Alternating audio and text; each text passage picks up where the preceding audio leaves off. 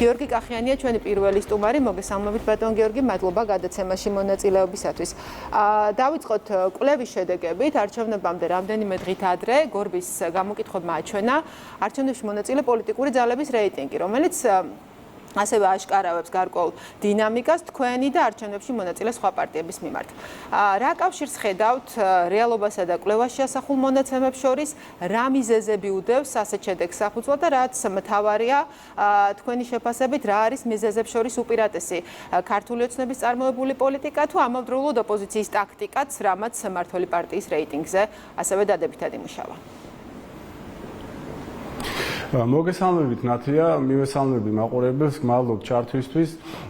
რა თქმა უნდა, კავშირი გორბის კვლევაში ასახულ შედეგებსა და რეალობას შორის მე ვიტყოდი, რომ პირდაპირი არის, იმიტომ რომ ჩვენ ვხედავთ, რომ ერთი მხრივ ის რაც ხდება რეალურ პოლიტიკურ ცხოვრებაში, ეს არის ასახული კვლევებში და შემთხვევითი არ არის, რომ ქართული ოცნების რეიტინგი სულ უფრო და უფრო მზარდი არის არჩევნებიდან არჩევნებამდე. მე ვიტყოდი, რომ ერთი შეხედვით თითქოს გასაკვირი არ უნდა იყოს, როდესაც ხელისუფლება დიდი ხნის განმავლობაში რჩება, ესა თუ ის პოლიტიკური ძალა დიდი ხნის განმავლობაში რჩება ხელისუფლებაში, მისი რეიტინგი შეიძლება დაბლა მიდიოდეს და პირიქით ოპოზიციის რეიტინგი იზრდებოდეს, მაგრამ ჩვენ ხედავთ, რომ საქართველოში ესე არ ხდება და პირიქით არჩევნებიდან არჩევნებამდე ქართული ოცნების რეიტინგი იზრდება, აი ბოლო კვლევებით, რომელიც გამოქვეყნდა, დაახლოებით საშუალოდ 66% არის, ხო, 66% ცოტა მეტი ქართული ოცნების რეიტინგი და ამას რა თქმა უნდა თავისი ახსნა აქვს, ეს შემთხვევით არ ხდება. რით შეიძლება ეს ახსნათ? აი ბოლო 3-4 წლის განმავლობაში მე ვიტყოდი, რომ ეს ბოლო 3-4 წელი ურთულესი პერიოდი გაიარა ჩვენმა ქვეყანამ. მიუხედავად იმისა, რომ ჩვენ ქვეყანაში შევინარჩუნეთ მშვიდობა, ქონდა განვითარება, მე ვიტყოდი, რომ ეს იყო ურთულესი პერიოდი, როდესაც უმძიმესი გამოწვევების წინაშე იდგა ჩვენი ქვეყანა და მე ვიტყოდი, რომ ეს გამოწვევები თავისი არსით ეგზისტენციალური რისკების შემცველი იყო ჩვენი ქვეყნისთვის. ჩვენ ბოლო წლები ფაქტიურად დანის პირზე მოგვიწია სიარული და ერთი პატარა შეცდომა საკმარისი იყო, უმძიმეს მდგომარეობაში აღმოჩნდებოდით და ამას ხედავს საზოგადოება.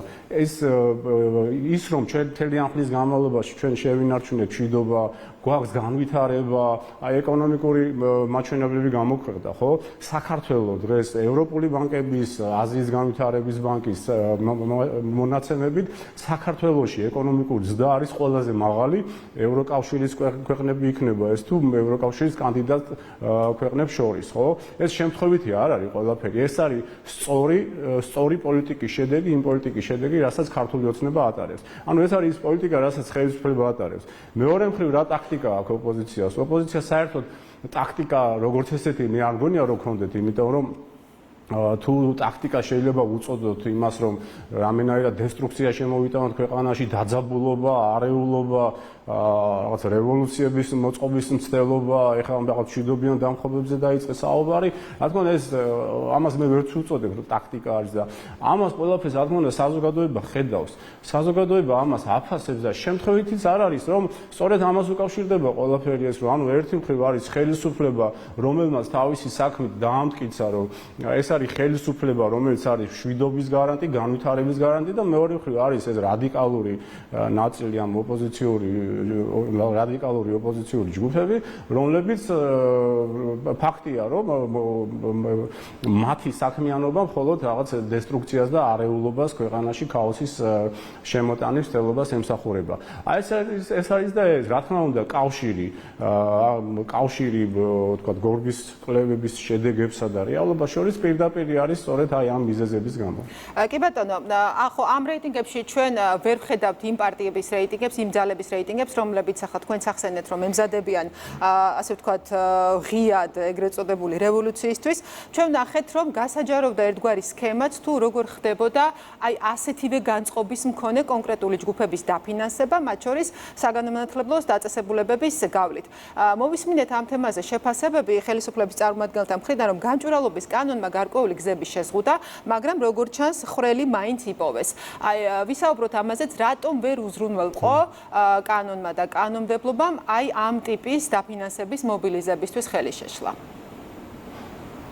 პირველ რიგში აი როდესაც დრო რო გადის ის რაზეც ჩვენ საუბრობთ აწყოში და იმ მომენტში შეიძლება ბევრისთვის ეს რთულად გასაგები იყოს ან უბრალოდ არ ჯეროდეს იმის რაზეც ჩვენ საუბრობთ დროთა განმავლობაში ყველაფერს ამას ესე ვთქვათ სიცხადე ემატება და ცხადი ხდება ყველაფერი ის რომ რაზეც ჩვენ საუბრობთ ეს ყველაფერი სიმართლე და მართალი იყო და მათ შორის მათთვისაც ვინც იმ მომენტში ამას ვერ იგებდა დღეს ამის გაგება ძალიან მარტივია აი გაიხსენეთ თქვენ როდესაც ჩვენ საუბრობდით რომ გამჭვირვალობის კანონი თავისი არსით თითქოს ძალიან მარტივად გასაგები კანონი ხო რომელიც ემსახურებოდა მხოლოდ არასამთავრობო ორგანიზაციების ფინანსების გამჭვირვალობას რა ამბავი მოყვა მაშინ და ესე ვთქვათ ამას მოყვა გადატრიალების ცდილობებიც ეგრეთ წოდებულ რუსულ კანონად ამ გამჭვირვალობის კანონის ესე ვთქვათ დარქმევა მასზე რუსული კანონის და ასე შემდგომ ხო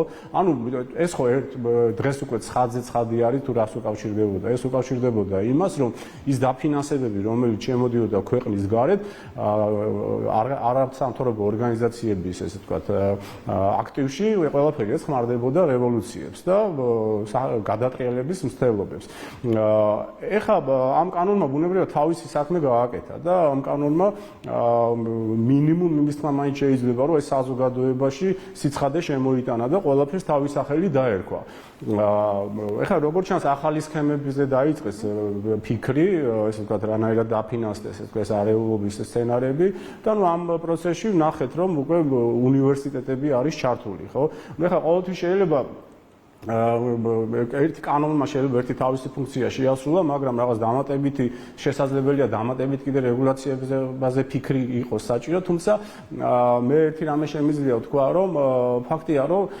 შესაბამისი სამსახურები, ნუ ამ შემთხვევაში სახელმწიფო უსაფრთხოების სამსახურს გულისხმობ, სათანადოდ მუშაობენ, მათ აქვთ შესაბამისი ინფორმაციები და ზოგადად სახელმწიფოს შესაბამისი ინსტიტუციები არიან თავის სიმაღლეზე.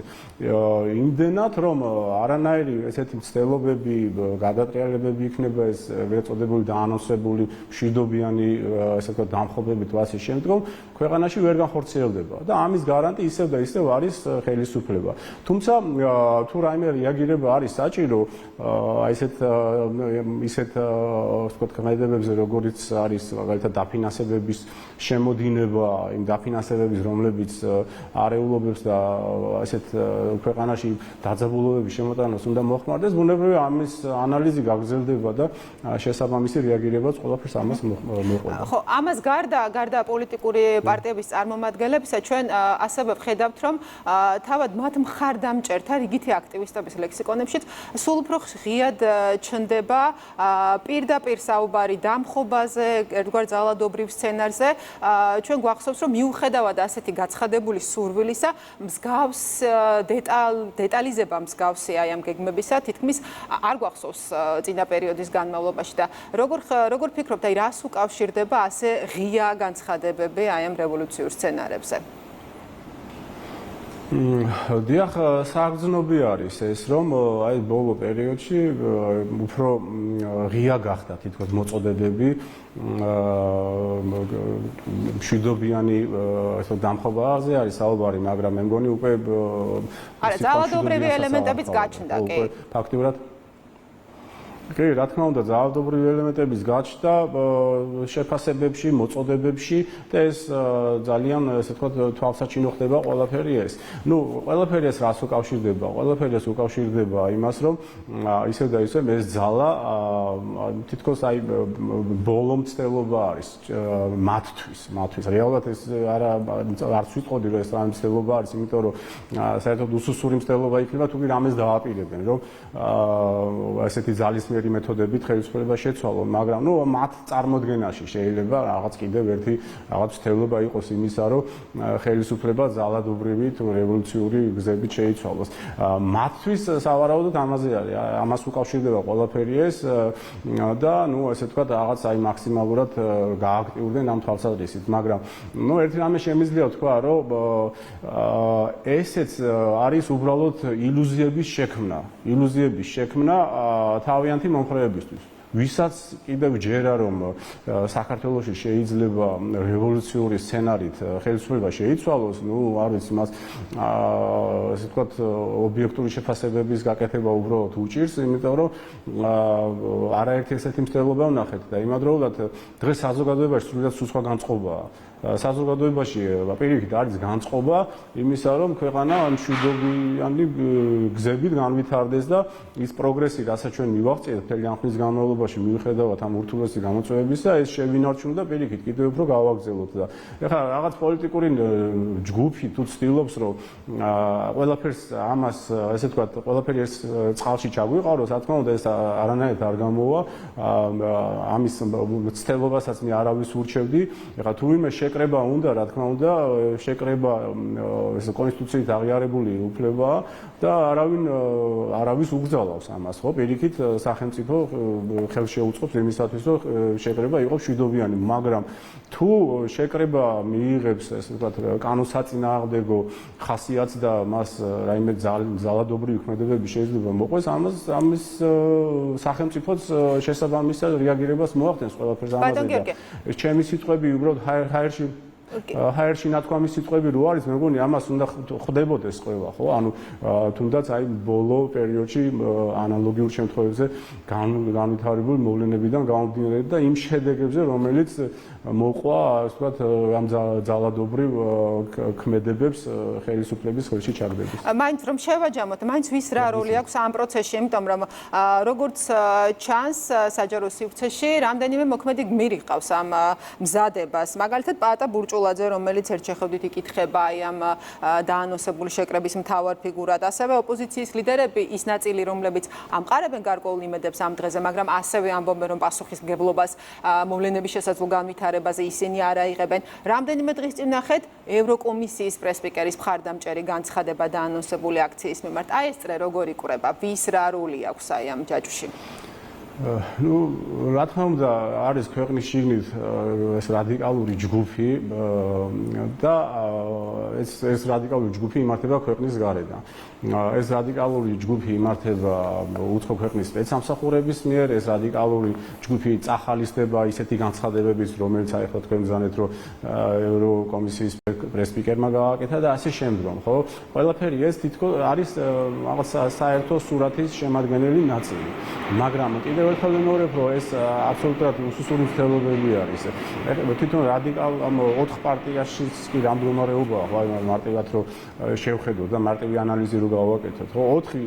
4 რადიკალური ეს ჯგუფი არის, 4 პარტია არის, რეალურად ერთი ჯგუფი არის ეს, მაგრამ ფორმალურად 4 პარტია არის, ხო? 2 მათგანი იღებს არჩევნებში მონაწილეობას, 2 უარს ამბობს არჩევნებში მონაწილეობაზე. ისინი, ვინც არჩევნებში მონაწილეობაზე უარს ამბობენ, მათშიც კი არ არის ესე თქვა საერთო პოზიცია იმასთან და ერთი ამბობს, რომ აი 4-ში 8 საათზე უნდა ხელისუფლება დავამხოთ მშვიდობიანად, მეორე ამბობს, რომ ესეთი მოლოდინების შექმნა არასწორია. იმ 2-შიც კი, იმ 2 პარტიაში, რომლებიც იღებენ არჩევნებში მონაწილეობას, ერთი ამბობს, რომ დილით არჩევნებში მიიღებ მონაწილეობას და საღამოს აქციებზე დავდგებიო, ის მეორე პარტია გახარიას პარტია, ამ პოზიციასაც აღიზიარებს. ანუ აი სრული ქაოსი არის, ხო? აი სრული ქაოსი არის. ამ 4 პარტია არის და ერთ საკითხზე 2 მათგანსაც კი არა აქვს საერთო პოზიცია, ხო? ანუ აი რა შეიძლება საერთოდ ამათ თქვენ ახსენეთ, რომ თითქოს ამის სათავეში ბატონი პაატა ბურჭულაძე დგას, ხო? ნუ ეხლა და მის ეხლა ტაქტიკაზე და სტრატეგიაზე საუბარი, საერთოდ არასერიოზულად კი მეჩვენება, ნუ ახლა ის განცხადებები, როდესაც გაკეთდა, რომ აი თითქოს იქ შეიკრიბება მოსახლეობა, ანუ მოსახლეობის რაღაც ნაწილი და ხელსაწევენ და ამით ესე ვთქვათ, მთელი ძალაუფლება მათ ხელში გადადის, ნუ დანარჩენს ეხლა კიდე რაც ისაუბრა, მაშინ მან ამ ეთერში ამაზე აღარ გავაგზავნებ საუბარს, ნუ როგორ გითხრათ, აი ინფანტილიზმამდე დასული შეფასებებს ვისმენთ და როგორ შეიძლება რომ ამას სერიოზულად შევხედოთ, ხო?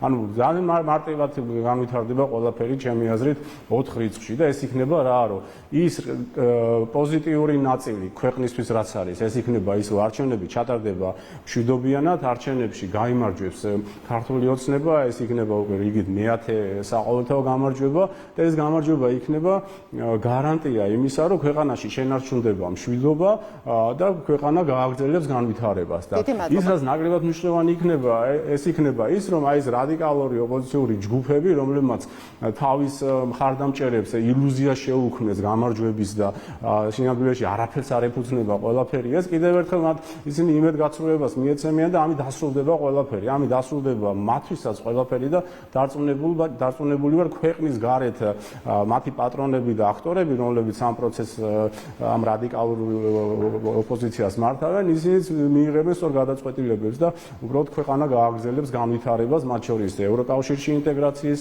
მიმართულებითაც და ასე შემდეგ. დიდი მადლობა გადაცემაში მონაწილეობისათვის. გიორგი კახიანი, პარლამენტის თავმჯდომარის მოადგილე, პასუხობდა ჩვენს კითხვებს.